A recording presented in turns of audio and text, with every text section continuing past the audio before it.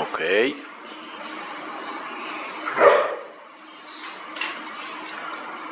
Hola, buenas tardes. Son las 6:30 ya y hoy es miércoles 13 de agosto del 2025. Ya estamos aquí nuevamente para darles la información relacionada con el día de hoy. Ya mitad de semana y tenemos información interesante de lo que ha estado pasando en México y en el mundo. Hay noticias muy relevantes, particularmente dos noticias muy importantes que vamos a dar el día de hoy. Y por eso el título de este en vivo que ya vieron ustedes. Más adelante les presento cuáles van a ser las noticias del día de hoy. Por lo pronto vamos a ir saludándolos a todos los que van incorporándose, se van conectando a esta transmisión. Como por ejemplo, primero Eugenio Palma. Saludos a Eugenio Palma, buenas tardes. También a José Miranda, como siempre muy puntual mi amigo José Miranda, muy puntual a la cita. Te damos la más cordial bienvenida, al igual que a todos los demás que se van conectando. Gracias por tus likes, mi querido amigo. Y bueno, pues vamos a ver cuántos más espectadores vamos a tener. Yo creo que sí, van a ser bastantes. Vamos subiendo en el número de espectadores, también el número de likes, obviamente. Así que apóyenos por ese lado. Aquí te tenemos, mi querido amigo José Miranda. Mike, saludos a Mike 67, también a usuario Petul. Saludos, buenas tardes.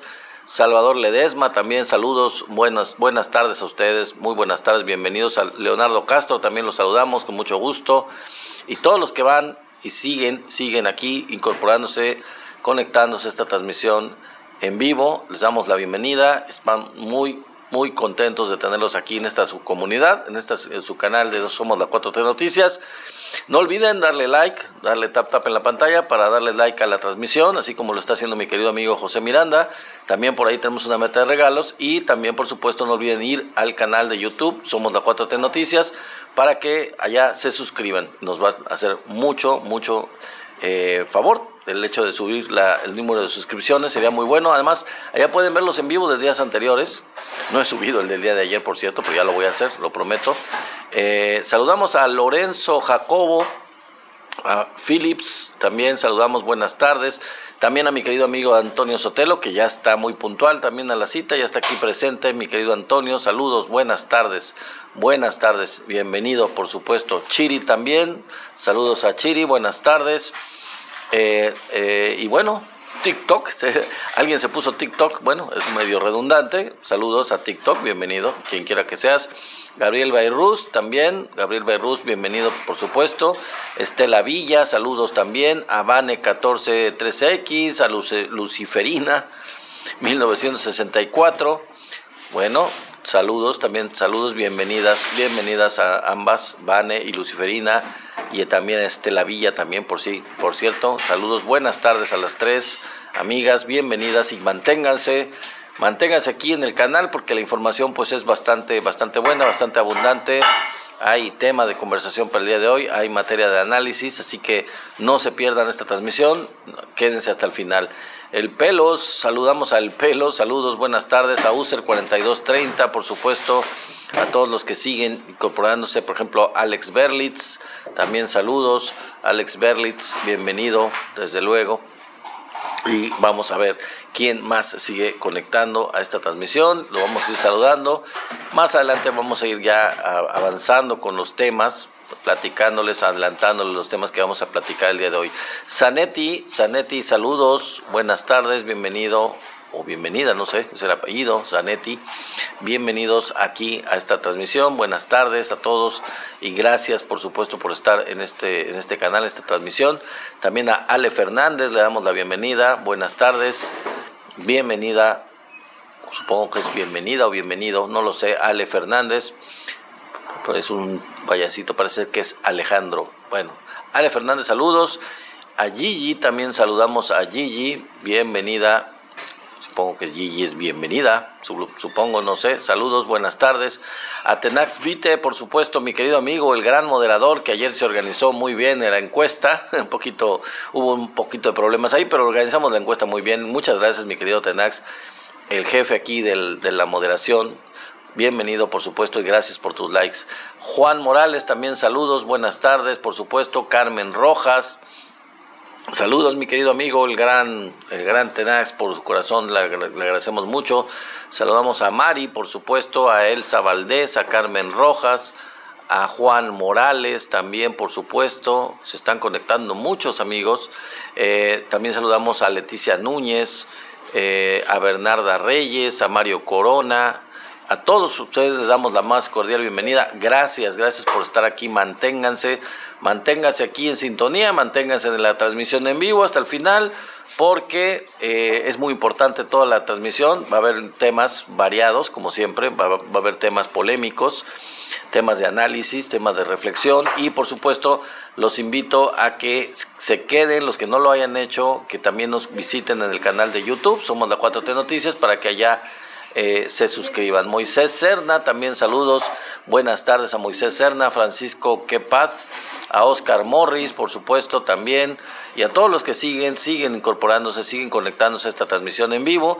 Los saludamos con muchísimo cariño y les damos un abrazo y les mandamos a donde quiera que estén. A Roberto Chen también, saludos a Roberto Chen, a donde quiera que estés y estés apoyándonos, visitándonos en este canal. Entonces, bueno, pues un abrazote a todos, hasta cualquier lugar donde nos estén viendo y escuchando, cualquier rincón de la República Mexicana, cualquier rincón fuera de México, cualquier estado de Estados Unidos o de Europa o de, no sé, Centro y Sudamérica, no importa, son bienvenidos todos, sean mexicanos o sean gente que quiera saber de las situaciones que están ocurriendo en México, de política internacional, de geopolítica. Aquí hablamos de todo, también saludamos a varios que están conectando, Jesús Hernández, ya habíamos saludado a Bernarda Reyes, me parece, a Mario Corona, Joaquín Blanco, saludos, buenas tardes, también por supuesto, a Mari, también, amigues, por supuesto también, gracias a todos ustedes y sean bienvenidos a esta transmisión. Dionisio Flores, también, buenas tardes, User57 también. Buenísimas tardes a todos ustedes. Bueno, vamos a adelantar los temas porque ya nos estamos tardando en los saludos, lo cual está bien, pero necesitamos proceder con los temas para que no se me aburran. Y bueno, vamos acá con los temas. Ustedes saben, bueno, el tema principal del día de hoy, el tema que le dio título a este en vivo del día de hoy es ¿qué diablos le pasa a Hertz? ¿Qué diablos le pasa a Hertz? Bueno, de hecho no se llama así, se llama ¿qué pex con Hertz? Salió en verso sin ningún esfuerzo y por eso le pusimos ¿qué pex con Hertz? Porque la verdad es que ya es algo patético. Ya les voy a contar qué fue lo que hizo Hertz ahorita. El día de hoy salió a la luz una declaración en la mañanera de Hertz Manero, el fiscal general de la República, que la verdad ya no sabe uno ni qué esperar de este señor. Es uno de los temas que vamos a estar platicando, por supuesto. También vamos a hablar de la nueva entrega de capos que hizo México a Estados Unidos, sí. Nuevamente México, el gobierno de México extradita a un grupo de capos del narcotráfico, capos, delincuentes muy peligrosos que se encontraban ya en las cárceles, así como ocurrió anteriormente. Nuevamente México extradita a un grupo de personajes del crimen organizado a Estados Unidos. Vamos a ver quiénes son, bueno, algunos de ellos, vamos a ver la trascendencia de esto, vamos a ver las implicaciones de esta extradición, qué significa. Pues ahí hay dimes y diretes, evidentemente, vamos a analizarlos todos los dimes y diretes en relación a esta extradición, qué implica, cuáles son las ventajas, si es que las hay para México, cómo está la situación en relación a esto con Estados Unidos. Todo esto lo vamos a ver en este tema, que es bastante largo, por cierto. Nos vamos a clavar bastante en este tema antes de pasar al principal, al de el fiscal general, Alejandro Hertz. Bueno, también vamos a hablar de la recompensa. No he hablado de eso, pero yo creo que esto ya tiene varios días. Vale la pena hablarlo para analizarlo un poquito, no demasiado. La recompensa, increíblemente, que lanzó el gobierno de Estados Unidos por Nicolás Maduro. Imagínense nada más. Lanzar una recompensa como si fuera un delincuente. Pues hay palabras, hay opiniones diversas sobre el presidente de ese país, de Venezuela. Algunos pueden estar a favor, otros pueden estar en contra, pero evidentemente pues el hecho de que estén o no a favor de este personaje, pues es el presidente de un país y no es nuestro país. Nosotros somos mexicanos, Estados Unidos es otro país, y digo, aquí es el colmo bueno, ya vamos a platicar de eso, ya no estoy adelantando, pero vamos a platicar de esto de la recompensa que hace Estados Unidos por la captura de Nicolás Maduro, un presidente de un país. Increíble, ¿no? Bueno, ¿qué otro tema? Tenemos por ahí también, creo que me brinqué un tema, permítame tantito. Sí, el otro tema que les tengo preparado es, fíjense que en la mañanera, una de las mejores periodistas de México dio a conocer, sacó a la luz, a Lorenzo Córdoba en otra balconeada que le dan sobre pues los gastos que gozaba el titular, el ex titular del INE, que son algo de verdad lamentable, de verdad un insulto, y pues que tiran por tierra los argumentos que puede este personaje o los demás personajes involucrados en el INE, involucrados en el IFE, que andan queriendo tirar la reforma electoral y opinar sobre ella, ¿no? La verdad es que no tienen cara para estar opinando, es el colmo de la desvergüenza el hecho de que estén hablando y abriendo la boca cuando tienen tanto que de cadáveres en el closet, de cosas malas que hicieron. Bueno, aquí esta periodista, gran periodista mexicana, pues dio a conocer en la mañana esto, y la verdad lo puso en evidencia, lo balconeó gruesísimo. Si quieren darse cuenta de qué fue lo que dijo y cómo lo puso en su lugar, pues quédense, porque la verdad es que se da uno cuenta con eso de a qué nivel llegaba de pirurris, de fifí, este personaje de Lorenzo Córdoba, al igual que los demás del INE y del IFE en el tiempo de que esto ocurrió. Bueno, vamos a empezar con el tema, si me lo permiten, de la nueva entrega de capos de delincuencia organizada, miembros de la delincuencia organizada a Estados Unidos. Sí, efectivamente, esta es la segunda vez que el gobierno de México hace esto. La primera fue en febrero de este mismo año, en que se extraditaron, me parece que fueron 29 reos, 29 presos, en diferentes cárceles de México, que todos eran verdaderos líderes de diferentes células criminales, de diferentes grupos del crimen organizado, de diferentes cárteles, de gran posición, de una posición muy importante en cada uno de esos cárteles, que estaban ya presos en México, que estaban cumpliendo condena, y que pues el gobierno de México decidió extraditarlos a Estados Unidos. Ahora, en esta segunda ocasión, lo hace otra vez con otros capos, y en esta ocasión fueron 26. Son 26 miembros de estos cárteles. Vamos a mencionar algunos, no todos, pero los más relevantes son los que les voy a comentar ahorita. Abigail González Valencia, llamado o apodado el Queenie, que es nada más y nada menos, o era, el brazo financiero del cártel Jalisco Nueva Generación. O sea, no cualquier personaje, digo, una persona importante dentro de la jerarquía de ese cártel. Otro es de relevancia muy grande, vamos a hablar de él más adelantito, Servando Gómez, alias La Tuta, que pues era el líder, el principal, el jefe de los Caballeros Templarios, del cártel de los Caballeros Templarios, este grupo del crimen organizado del estado de Michoacán, que pues ha dado tanto que hablar, y ahorita vamos a hablar más de él. Otros más eran Kevin Gil Acosta y Martín Zazueta Pérez, ambos vinculados con los Chapitos, con el grupo de los Chapitos del cártel, como ustedes saben, de Sinaloa. Y otro más es Leonardo García Corrales, que es otro traficante también perteneciente al cártel de Sinaloa, también importante dentro de esa jerarquía. Y también, finalmente, dentro de los más importantes, quiero mencionar a Juan Carlos Félix Castelum, que es operador de la fracción de los Mayos. A diferencia de los otros, de los Chapitos, bueno, este señor es operador de la fracción de los Mayos, del grupo de los Mayos del cártel de Sinaloa también. Ya saben que el cártel de Sinaloa está dividido en dos, desde el pleito que tuvieron, los Chapitos por un lado y el Mayo Zambada, los Mayitos por otro lado. Bueno, Juan Carlos Félix Castelum es el operador de la fracción de los Mayitos del cártel de Sinaloa y está directamente emparentado con el Mayo Zambada. Todos ellos enfrentan cargos por tráfico de cocaína, metanfetamina y fentanilo. También enfrentan cargos por la toma de rehenes, secuestro, uso ilegal de armas de fuego, tráfico de personas, lavado de dinero, asesinato de funcionarios y otros crímenes. Todo esto lo dio a conocer la fiscal general de Estados Unidos, Pam Bondi. ¿Sí se acuerdan de esta señora?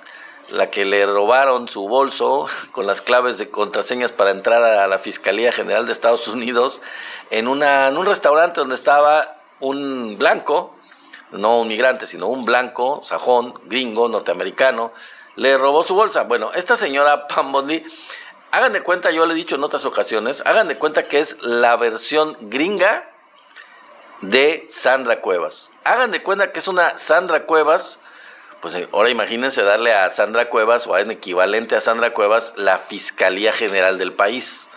Pues nada más con eso se dan ustedes una idea, la clase de fiscal que tiene Estados Unidos ahorita.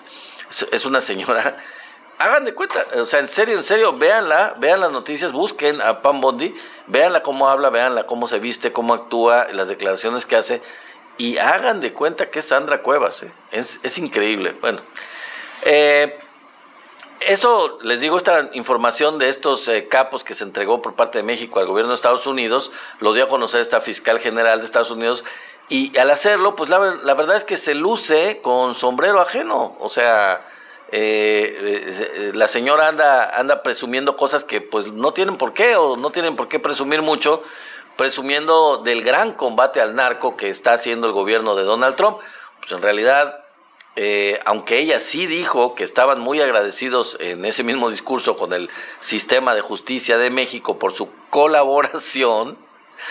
¿Cuál colaboración? La colaboración del gobierno de México al extraditarle 26 reos, que además antes les había extraditado 29. ¿Cuál colaboración? México los capturó, señora, los encerró en la cárcel y luego se los extraditó. ¿Cuál colaboración? El trabajo se los hizo México, nuevamente. ¿Qué diablos hicieron ustedes? Lo único que ellos hicieron fue pues recibirlos extraditados, eso fue lo que hicieron, y pues ya los van a juzgar, supongo yo. ¿Qué más hicieron ellos, aparte de eso, de recibirlos extraditados? Ahora, el problema que es preocupante es que ¿no será que Estados Unidos llegue a acuerdos con estos capos, con varios de ellos por lo menos, y los dejen libres? Digo, porque hay muchos ejemplos de eso, Hay muchos ejemplos en donde Estados Unidos ha recibido, ahí está el hijo del Chapo Guzmán, uno de ellos que tanto trabajo costó y que tantos problemas dio aquí por la cuestión de que primero lo dejaron libre para que no matara medio Culiacán, su grupo, y le echaron el muerto al presidente López Obrador por esa decisión tan difícil. Después lo captura el gobierno de México, otra vez, lo extradita a Estados Unidos, ¿y qué creen? Los gringos lo dejaron libre. Pero el caso de este Ovidio es solo uno. Hay muchos casos de gente a la que Estados Unidos ha tenido gracias al gobierno de México, y después nos ha llegado a acuerdo con ellos, que supuestamente no hace acuerdos con delincuentes y con miembros del crimen organizado, no pacta con ellos, pero sí pacta con ellos, tan es así que lo dejó libre, a Ovidio y a muchos otros. Bueno, ahora pasemos a algunos de estos personajes que manejamos, que mencionamos como ejemplos de los que fueron extraditados. Este grupo de los Queenies del cártel Jalisco Nueva Generación se hicieron famosos porque entraron con su tráfico de drogas al mercado europeo, mercado competido por grupos del narco de diferentes lugares del mundo, obviamente capos de diferentes organizaciones criminales de todo el mundo, pues comercializan la droga en Europa, y obviamente pues algunos tienen acceso mucho más cercano y más fácil, los de Europa del Este, no lo sé, o sea, no quiero hacer hipótesis, pero pues hay grupos de cárteles que son más cercanos a Europa y que les es más fácil llevar la droga allá. Bueno, pues una de las cosas que le aplauden mucho los analistas, digamos, o que más bien le celebran o le reconocen al cártel Jalisco Nueva Generación, es haber entrado en el mercado europeo en una competencia muy difícil, pero logró entrar al mercado de drogas de Europa. Podríamos decir que son todos unos verdaderos empresarios del crimen organizado, los del cártel Jalisco Nueva Generación. Demostraron que son unos pues muy eficientes empresarios del crimen, sí, pero empresarios al fin y al cabo. obviamente con el apoyo de gobiernos y corrupción y todo, también en Europa, igual que en Estados Unidos. Ahora, en el caso de la tuta, amigos, recordemos que la tuta fue el grupo de él, de los Caballeros Templarios, fue una escisión de la familia michoacana. O sea, el grupo de la familia michoacana, que era un cártel local en Michoacán, pues se dividió y este grupo, particularmente los Caballeros Templarios, pues tiene un fuerte vínculo, empezó con un fuerte vínculo religioso, de hecho hasta citaban la Biblia en sus comunicados, y de ahí pues se dividieron de la familia michoacana llamada. Y otra cosa aparte que hay que destacar relacionada con este grupo, y muy importante, y hay que recordarlo porque sí es muy relevante, de la tuta, es el vínculo de este personaje, la tuta, con la hermana de Felipe Calderón. ¿Se acuerdan ustedes de la hermana de Felipe Calderón? Bueno, el periodista Jesús Lemus, un gran periodista muy muy importante de México, pues fue a la cárcel. Llegó a ser encarcelado por dar a conocer esta relación perversa entre la hermana de Felipe Calderón y el líder de los Caballeros Templarios, alias La Tuta. De hecho, se demostró que la apoyó para su candidatura al gobierno de Michoacán. O sea, se trascendió que la tuta financió la campaña de esta señora, hermana de Calderón, para el gobierno de Michoacán, y aún así la señora no logró ser gobernadora de Michoacán, ni siquiera con el apoyo económico, el financiamiento de este personaje, miembro y líder del cártel de los Caballeros Templarios, la tuta. Entonces la pregunta es, bueno, ¿quién mandaba en esta relación? Digo, porque hay que ver, ¿no? O sea, es como preguntan de Calderón y de Felipe Calderón y de García Luna, ¿quién mandaba en esa relación? Bueno, pues al igual que en el caso de Felipe Calderón y García Luna, podemos decir aquí también, en esta relación perversa, pues quién está libre y quién está en la cárcel.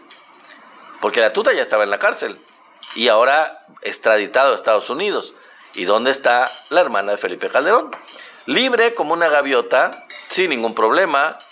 Así que, ¿quién mandaba en esa relación? ¿La tuta o la hermana de Felipe Calderón? Pues es muy claro que la hermana es la que mandaba, ¿no? Porque se salió con la suya, tiene protección y a ella no le tocan, igual que a Felipe Calderón, no la tocan ni con el pétalo de una rosa. Ahora, vamos a analizar la situación de esta extradición, si les parece, ¿no?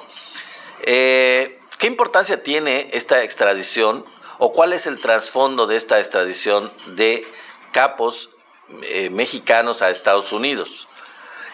Algunos dirán, pues México está cediendo, otros dirán que México está colaborando con Estados Unidos en esta lucha contra los grupos del crimen organizado, de la delincuencia, etcétera. Hay mucha polémica al respecto, pero pues el caso es que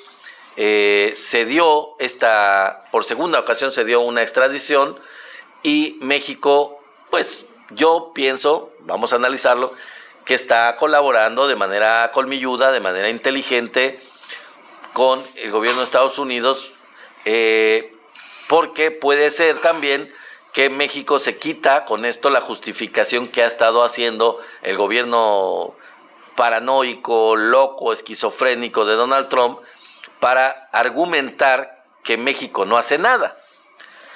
De esta manera se le quitan argumentos al gobierno de Donald Trump de decir, es que México no apoya, es que México no hace nada. Bueno, pues claro que apoya, claro que está haciendo algo. Tan es así que está extraditando delincuentes del crimen organizado que estaban ya presos, por cierto, en sus cárceles. Yo no sé cuántas cárceles tenga Estados Unidos con miembros del cártel del crimen organizado, porque México sí tiene a muchos miembros. Tan es así que se dio el lujo de extraditarle a muchos de ellos, los más importantes, los más relevantes.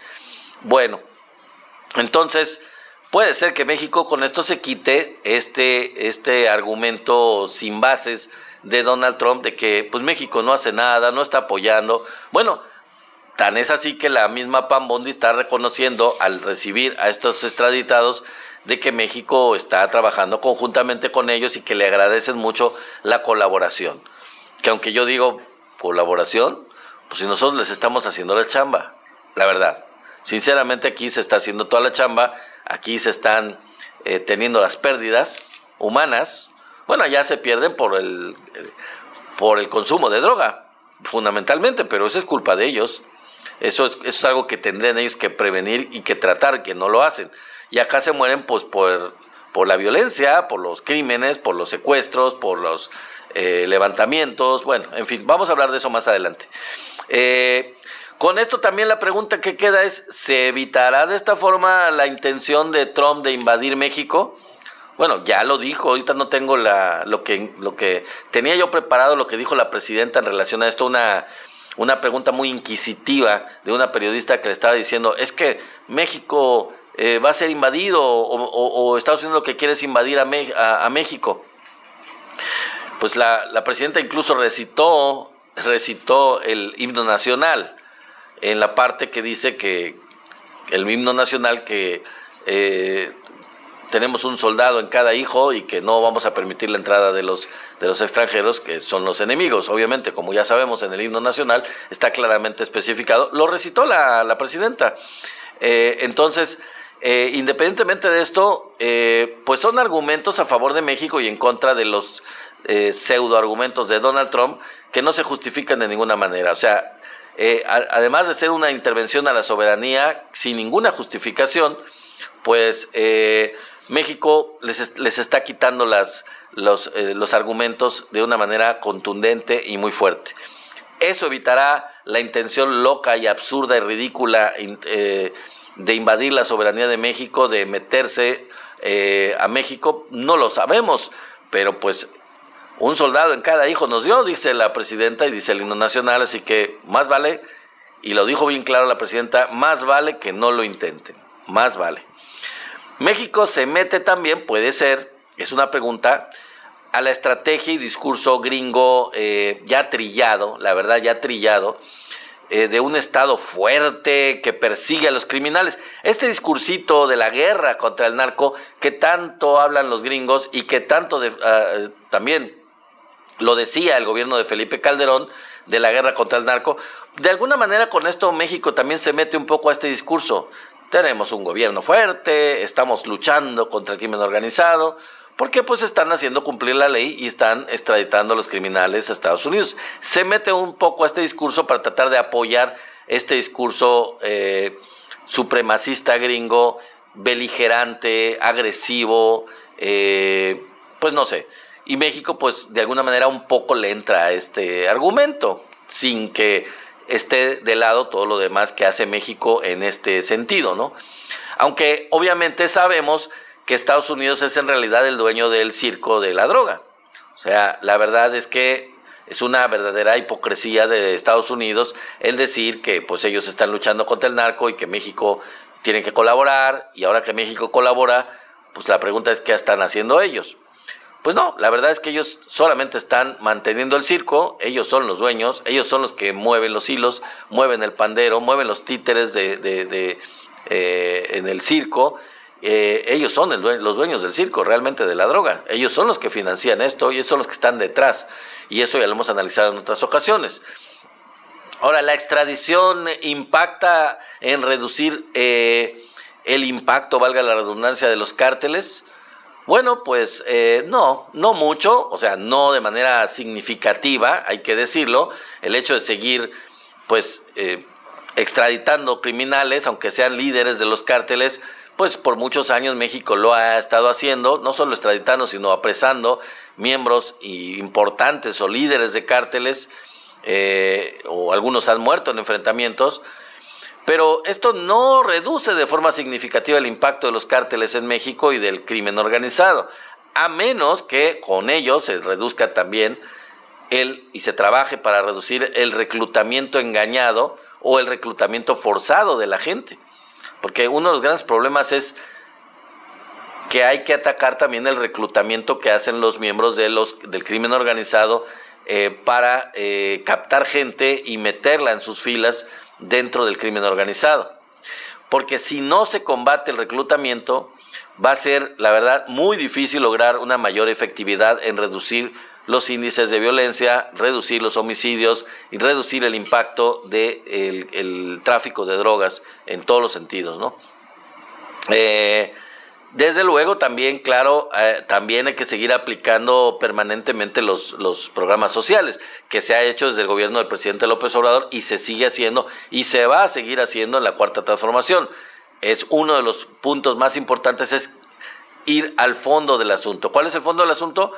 Pues las necesidades sociales, la pobreza, la marginación, la falta de oportunidades. Si se atiende eso, pues se estará trabajando también bastante en reducir la capacidad de captación de personajes, de miembros para estos grupos del crimen organizado. Todas las que se acabo de mencionar, son medidas complementarias a la captura, a la extradición de estos criminales. Son medidas complementarias que tienen que seguirse llevando a cabo y que tienen que intensificarse. Y son básicas y son obligatorias para un Estado, para el Estado, en este caso mexicano, seguirlas aplicando. Y el fondo de todo este tema, pues realmente es una colaboración política y una colaboración muy importante gringo-mexicana, en donde ambos se están beneficiando. Con estas acciones realmente pues se está beneficiando la relación entre México y Estados Unidos y se le están quitando las alas a Donald Trump de los argumentos que carecen de sentido, de estar invadiendo México, de estarle echando la culpa a México, también de seguir con lo de los aranceles. Todo este tipo de argumentos pues se le desmontan, se le tiran al suelo si el gobierno de México sigue colaborando en reducir el tráfico de drogas, en reducir el crimen organizado, en extraditar criminales, en reducir la migración. O sea, realmente está México haciendo todo lo que le corresponde hacer. ¿Y qué hacen ellos? ¿Qué hacen ellos? Ese es el argumento que puede usar la presidenta a su favor en las discusiones, en las pláticas, en las llamadas telefónicas que tenga con Donald Trump. Bueno, vamos a pasar al siguiente tema, si les parece, que es la recompensa por Nicolás Maduro.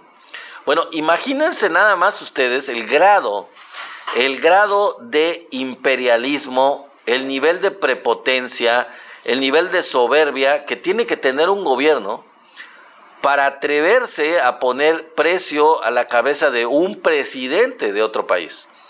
No un personaje cualquiera, no un ciudadano de otro país, lo cual también hay que decir que no es su jurisdicción y no son sus atribuciones. Tendría que pedir, en dado caso, una ficha roja de la Interpol, fincar muy bien su argumento para poder apresar a un personaje de otro país que se probara que es un criminal, pero pedir una recompensa por un personaje del nivel de un presidente de otro país es no respetar en lo absoluto el derecho internacional, no respetar en lo absoluto la soberanía de los países, es querer ser el dueño y demostrarlo en toda la extensión de la palabra, que ellos pueden hacer lo que les venga en gana y no hay nada que los pare. O sea, insisto, lo decía yo en el avance, en la introducción a este tema el día de hoy, cuando lo presentaba. Podrán estar la gente, tanto en Estados Unidos como en Europa, como pues, en cualquier país del mundo, fuera de Venezuela, en contra de cómo se hacen las cosas en Venezuela, en contra de Nicolás Maduro y de su manera de ser política o de llevar el gobierno de su país, pero la verdad es que eso le corresponde a los venezolanos. Y eso es una posición que México ha mantenido los últimos años, desde que la 4T llegó al poder.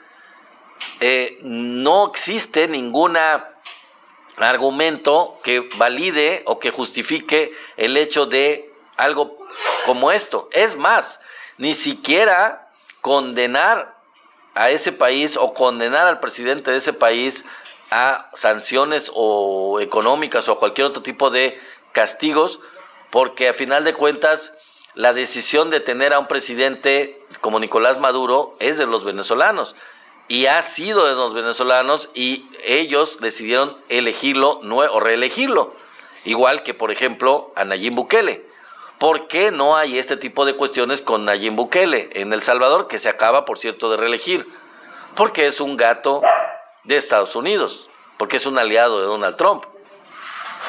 Pues sí, ¿no?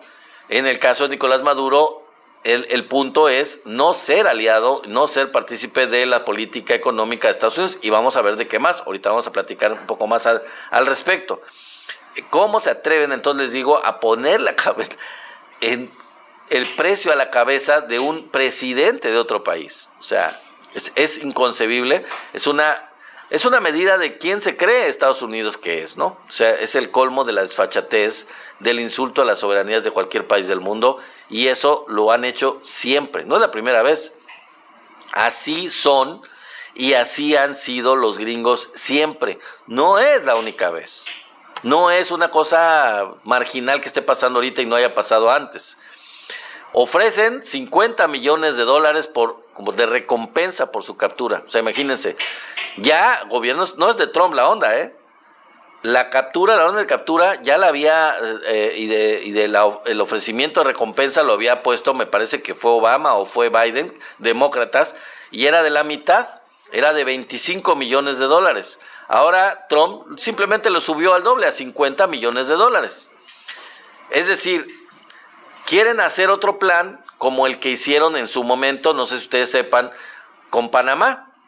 Cuando invadieron el país, invadieron Panamá para capturar al presidente en ese tiempo de Panamá, el general Noriega. Solo que con Panamá, el general Noriega antes era pues su aliado y su cómplice, y cuando pues ya no le sirvió a sus intereses, pues fueron por él, invadieron el país para capturar al presidente de ese país. O sea, otra muestra de pues, cómo se las gastan. Lo mismo pasó en Irak, lo mismo pasó en Afganistán, lo mismo pasó en Siria, lo mismo pasó en muchos otros casos, digo, hayan o no hayan capturado al presidente o lo hayan matado, como en el caso de Saddam Hussein. Bueno, en fin, solo que con Venezuela, mis queridos amigos, el objetivo no es como en el caso de Noriega o en el caso de otros. El objetivo en Venezuela es adueñarse del petróleo de ese país, que por cierto tiene las reservas más grandes de petróleo del mundo, y también, por cierto, evitar que ese país consolide su alianza, ya es parte, pero consolide todavía más su alianza con el BRICS. Venezuela es uno de los países asociados ya en los últimos tiempos al BRICS. No es de los que lo iniciaron, pero es de los que están añadidos al BRICS. Bueno, este es el tema relacionado con la absurda orden de captura y bueno, recompensa más bien de $50 millones por la captura de Nicolás Maduro de Estados Unidos, que hace Estados Unidos. Bueno, otro tema es el que tiene que ver con la balconeada que le dieron a Lorenza Córdoba, el ex titular del INE. Fue completamente balconeado en la conferencia mañanera, y bueno, ahorita se me olvidó el nombre. Estoy tratando de recordar, a ver si por ahí mi querido amigo Tenax me recuerda el nombre de la periodista, que es buenísima. Es, yo creo que la mejor periodista que hay ahorita actualmente, y ya tiene tiempo. De hecho, creo que a ella fue la única que le permitió al presidente López Obrador que le hiciera una pequeña entrevista en la propia mañanera, no una entrevista como a Ina Finogenova, que fue aparte y que fue muy larga. Bueno, básicamente a ella sí le dio permiso de que le diera algún poco más de tiempo de algunas preguntas dentro de la misma mañanera. Es una gran periodista, bueno, a ver si me acuerdo del nombre, pero bueno, en fin. El asunto es que ella dio a conocer en la mañanera que el IFE les pagaba a los integrantes de este instituto hasta su boda. Y con eso pues ventaneó completamente a Lorenzo Córdoba. A pesar de que no solo fueron ellos, dice la periodista, partícipes de fraudes electorales, y recordó algunos puntos de lo que ellos han sido parte realmente, y ahora andan opinando de manera absurda, ridícula, andan opinando sobre cuestiones de la propuesta de reforma electoral que se está manejando, que se está discutiendo, que se está empezando a hacer. ¿Con qué calidad moral? ¿Con qué calidad moral se meten a hablar de ese tema, no? Por ejemplo, en el año 2000 ellos convalidaron y dejaron en impunidad a los amigos de Fox. al hacer el análisis de esa estrategia ilegal completamente de financiamiento de la campaña de Vicente Fox, pues ellos la validaron, la dejaron completamente impune, no hubo ningún castigo para este financiamiento ilegal a la campaña de Vicente Fox por parte de el INE, yo no sé si era el INE ya o el IFE, bueno, no sé, creo que era el IFE, sí, era el IFE todavía, en fin, y así que lo dejaron impune.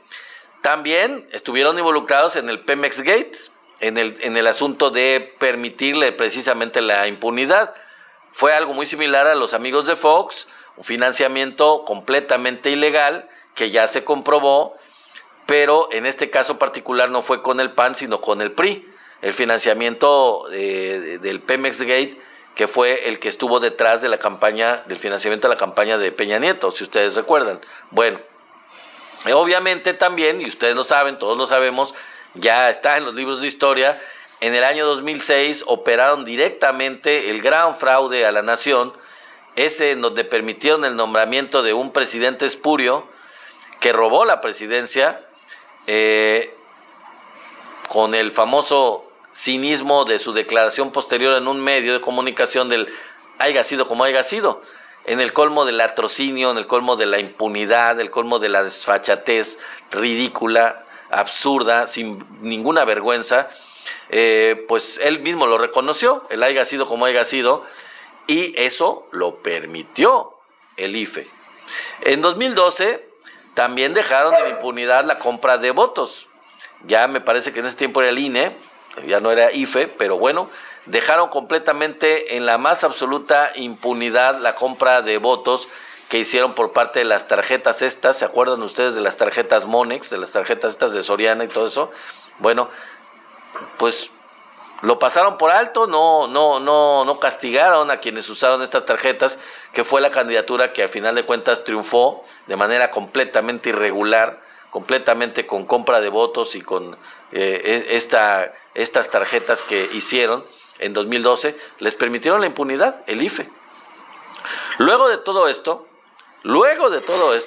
este cinismo increíble de estos personajes, ahora dicen que son expertos en materia electoral, son expertos en fraudes electorales, son expertos en permitir impunidad electoral, en permitir que quienes ganen no sean quienes deben de ganar, sino facilitarles el triunfo a quienes no ganaron en las urnas con el voto libre de los Nancy Flores. Gracias, mi querido Tenax.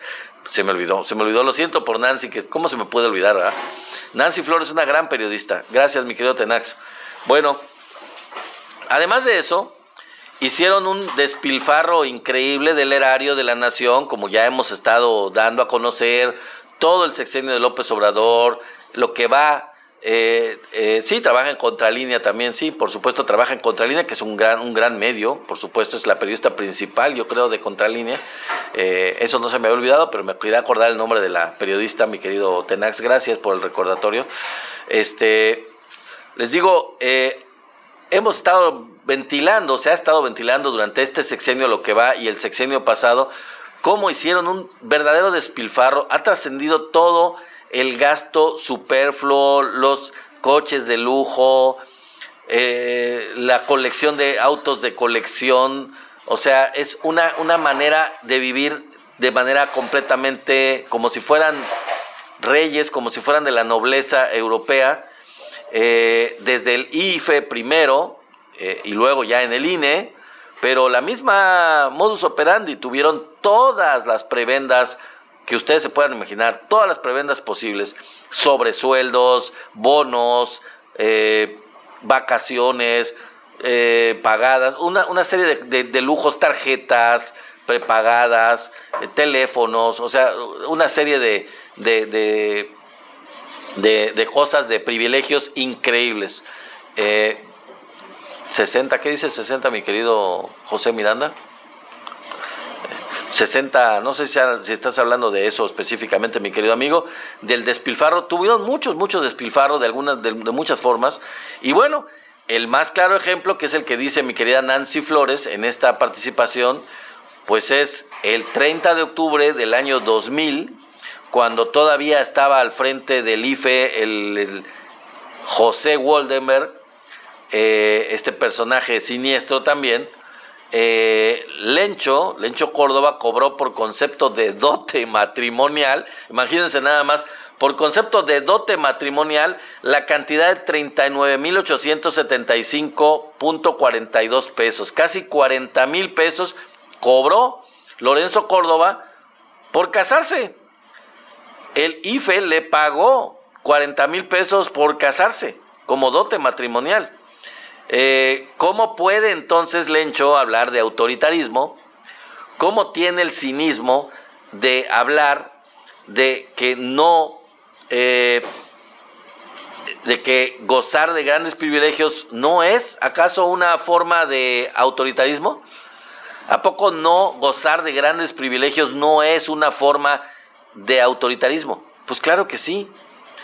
¿Que no su clasismo ya evidente, y ayer lo mencioné, su racismo, pues no es también una muestra clara de autoritarismo, de una sociedad con privilegios, de un grupo privilegiado que se siente privilegiado? Bueno, pues este es el tema relacionado con la ventaneada que le dieron a este personaje nefasto, Lorenzo Córdoba, y a todos los que son parte o han sido parte del INE y del IFE. Vamos a cambiar de tema y vamos a ir al tema final, que es el tema principal. Ya se me pasó el tiempo. ¿Qué diablos le pasa a Hertz? ¿Qué diablos le pasa? Hertz Manero apeló la decisión de liberar a Israel Vallarta. Increíblemente, o sea, imagínense nada más, después de pasar 20 años en la cárcel y ser declarado por la juez completamente inimputable, completamente dado en libertad, sin ningún cargo, porque nada se le probó, Hertz Manero apeló esta decisión de su libertad en el caso de Israel Vallarta. Es evidente que Hertz protege a la casta política y económica. Honesto, es evidente. Aparte de que ya se ha dado muestra él, como fiscal general de la República, que ha usado la justicia para sus propios intereses personales, realmente, en lugar de usarla para lo que es. Según dijo él, el argumento que dio en la mañanera fue que era para defender a las víctimas del secuestro. ¿Cuáles víctimas del secuestro? ¿De cuál secuestro estamos hablando, Hertz Manero? ¿Cuáles víctimas? ¿De Vallarta? Bueno, vamos a analizar esto, si les parece. Ahí les van los temas para que le callemos la boca a este siniestro personaje, Hertz Manero, el fiscal de la República. Todos sabemos, la juez que lo liberó también lo sabe, que fue un montaje, que todo se basó en un montaje. La banda de los Zodiaco fue inventada por García Luna. ¿Quién secuestraba? Es la pregunta que yo le haría a Hertz Manero. ¿Quién era el que secuestraba o quienes secuestraban en ese tiempo? Pues los grupos de la policía organizados por el mismo García Luna y su grupo. Primero en la AFI, cuando el gobierno de Fox, y luego en la Policía Federal, cuando el gobierno de Calderón. Era la misma policía, la misma AFI y la misma policía quienes se encargaban de hacer los secuestros. ¿Por qué no va Hertz Manero a capturar a pedirle cuentas, porque ya está en la cárcel, a Luis Cárdenas Palomino, o a Ramón Eduardo Pequeño, o a Facundo Rosas, que eran parte del grupo de García Luna y que estaban implicados en este negocio del secuestro? ¿Por qué no va por ellos? Todos ellos estaban encargados por García Luna para crear estas prácticas de secuestros. Y ahorita lo vamos a analizar más adelante. Era el modus operandi del grupo de García Luna, y ahorita vamos a ver en qué se basaba. Todo esto junto con Eduardo Margolis. ¿Quién era Eduardo Margolis? Pues este empresario judío que fue miembro del Mossad de Israel, de este grupo de inteligencia. Hagan de cuenta que el Mossad era como la CIA, o es como la CIA, porque sigue existiendo obviamente, es como la CIA de Israel. Bueno, Eduardo Margolis era parte del Mossad, y como ex miembro del Mossad, este señor, pues, ha sido dueño, sigue siendo, aunque yo no es el mero, pero sigue siendo increíblemente el dueño de una empresa de seguridad. Vendía seguridad a particulares, particularmente de la comunidad judía en donde vivía en la Ciudad de México. O si no, podemos preguntar a este Gers Manero, al fiscal general de la República, o si no, señor Gers Manero, porque la juez no pudo comprobarle, y usted mismo no pudo comprobarle nada a Israel Vallarta en 20 años que estuvo preso sin ninguna condena, preso sin ninguna prueba. ¿Por qué en 20 años que él estuvo con prisión preventiva oficiosa, usted no fue capaz, nadie fue capaz de condenarlo? No le pudieron encontrar nada en 20 años. Y pues, mi querido señor fiscal, por eso lo absolvieron, ¿o no? ¿Por qué lo absolvió la jueza? ¿Qué significa la absolución, señor Gers Manero, fiscal general de la República? Fiscal, la absolución significa que no se le comprobó nada, que es totalmente inocente. Eso es lo que significa absolver a alguien de un crimen.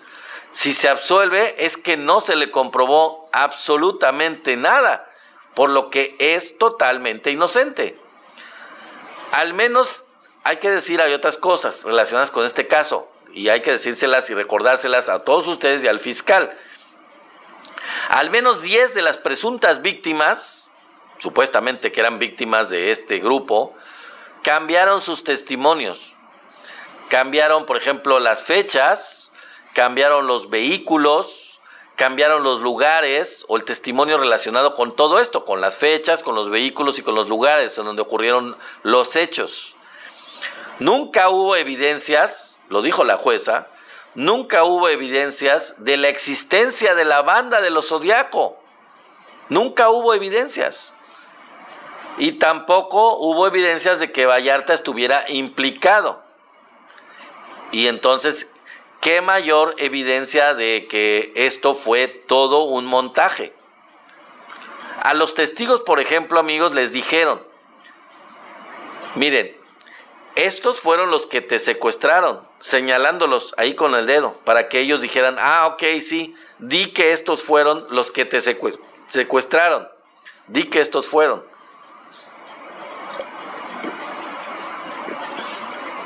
A otros los manipularon, ellos los amenazaron, los manipularon o incluso los torturaron para que dieran los testimonios acusando al grupo encabezado supuestamente por Israel Vallarta, y a otros para poderlos condenar o para poderlos encarcelar.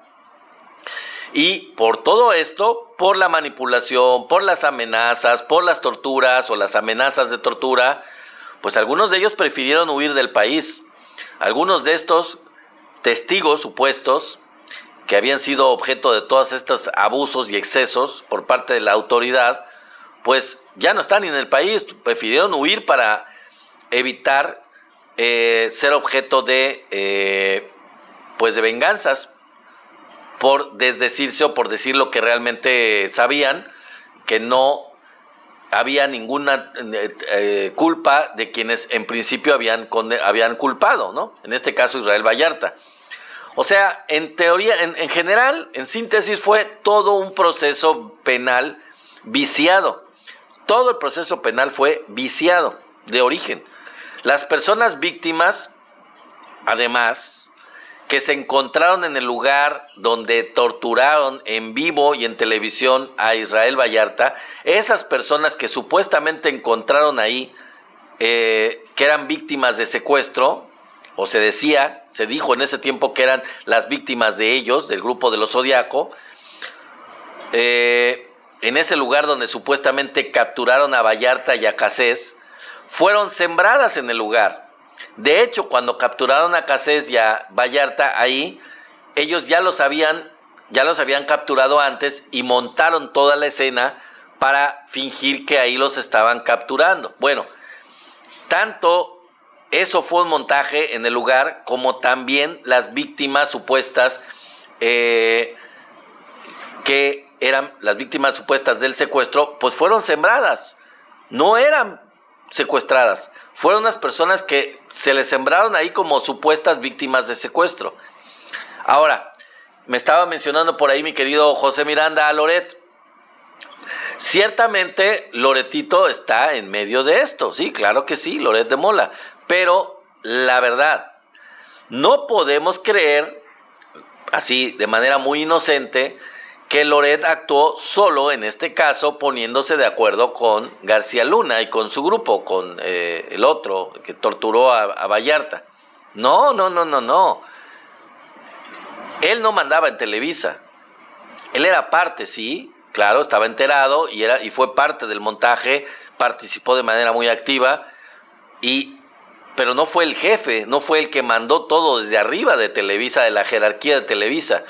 Este era un acuerdo entre García Luna y las autoridades más altas de Televisa, Bernardo Gómez, mismo Azcárraga, no lo sé, sobre todo Bernardo Gómez, y quién sabe quién más. Ahora, esto, evidentemente, mi querido Tenax, mi querido José Miranda, pues no lo exime de culpa. No estoy diciendo con esto que Loret sea inocente, no, claro que está metidísimo y fue parte con conciencia de lo que estaba haciendo. Pero pensar que él fue el líder o que él fue el jefe o que el que orquestó todo junto con García Luna, pues también como que no tiene nada que ver, no. Él fue parte, fue un engranaje, fue uno de los involucrados, sí, pero no fue el jefe. Los jefes fueron Televisa, la empresa como tal. ¿Tuvo Loret una gran responsabilidad? Sí, claro, por supuesto que sí. Pero la cosa fue orquestada por las empresas. Y digo empresas porque no solo Televisa, ahorita voy a platicar también que TV Azteca también estaba bien metida en el programa de secuestros, en toda esta orquestación de secuestros de García Luna y su grupo. ¿A qué me refiero con esto? Bueno, ahí les va. La de García Luna era una estructura dedicada a la fabricación de culpables para tapar la práctica de secuestros que realizaban las mismas instituciones encargadas de combatirla. O sea, ellos eran los que se dedicaban a los secuestros y hacían todos unos montajes para hacer una fabricación de culpables que les tomaban fotos, que los presentaban ante los medios como culpables, que los encarcelaban siendo inocentes para poder decir que se hacía, decir que se luchaba, decir que se encarcelaba, que se luchaba contra el crimen organizado, cuando ellos eran los que estaban involucrados en el negocio del secuestro. Increíble, ¿no? Juez y parte. Así era el negocio de García Luna, esta estructura dedicada a fabricar culpables y a secuestrar al mismo tiempo. También fue un gran negocio para las empresas de seguridad, por supuesto. Ahí fue donde entraron el señor Eduardo Margolis, este señor que les digo fue miembro del Mossad, con su empresa de seguridad, y después también García Luna que se quedó ganando dinero con su empresa de seguridad en el sexenio ya de Peña Nieto. Si ustedes recuerdan, ya saliendo Calderón de la presidencia, pues siguió ganando dinero asesorando al gobierno de Peña Nieto García Luna por medio de sus empresas de seguridad. Luego se fue a Estados Unidos y también desde allá estuvo manejando las empresas de seguridad.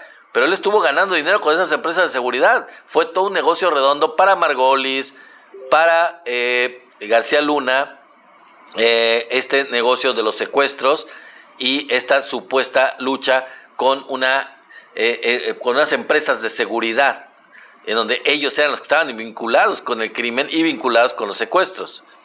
Y también está, les decía yo, de TV Azteca. Bueno, sí, también TV Azteca, porque por ejemplo, ¿se acuerdan ustedes del montaje del secuestro de Rubén Omar Romano, director técnico de fútbol?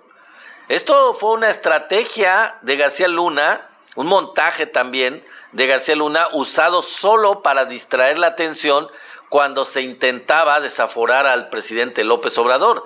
Lo que se trataba en ese tiempo era de desviar la atención, estilo chupacabras de Salinas de Gortari, en ese tiempo desviar la atención para que la gente no se ocupara del problema principal, en donde se trataba de desaforar, de encarcelar al ex presidente de México y en ese tiempo jefe de gobierno de la Ciudad de México, Andrés Manuel López Obrador. Todo era una distracción, todo era un montaje.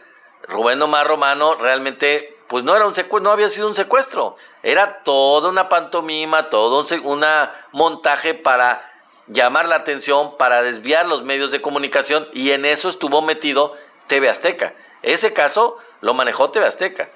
Entonces, tanto Televisa como TV Azteca tenían vínculos directos con García Luna para hacer toda esta parafernalia de montajes, para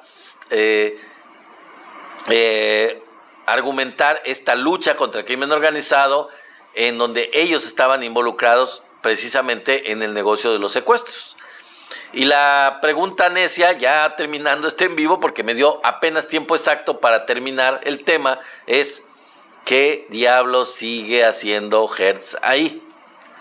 Bueno, pues no sé, realmente es una cosa muy desafortunada que la Fiscalía General de la República sea una institución autónoma ya desde el gobierno de Andrés Manuel López Obrador, y para colmo, desafortunadamente, el fiscal general de esta institución, que es autónoma y que el gobierno de la 4T la respeta como respeta a las autonomías en general, pues ahora esté en manos de alguien como Gers Manero, que pues es, ojalá fuera un florero, pero creo que es peor.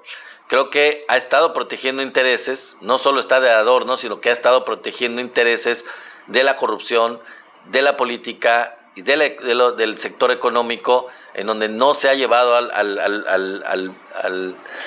la justicia a personajes que deberían de ser llevados a la justicia. Y es desafortunado porque, como sigue esta situación,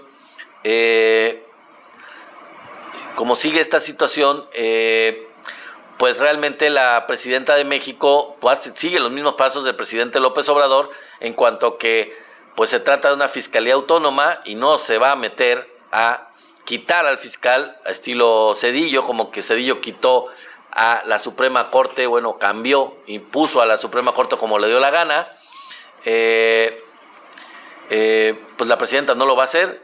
Entonces tendremos que esperar hasta el 2027, en que sale ya del periodo Gers Manero, para que con el Congreso, o como se haga, con una propuesta de la presidenta y digamos analizada con el Senado, discutida en el Senado, se elija a un nuevo fiscal de la República, que sea alguien que verdaderamente lleve esa institución a lo que debe de ser, encargarse de la justicia.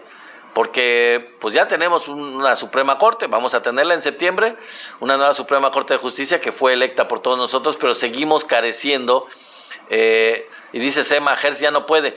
No solo ya no puede, mi querida Sema, o sea, aparte de la edad que tiene, que ya no puede, realmente no quiere, el problema no es que no pueda nada más, es que no quiere.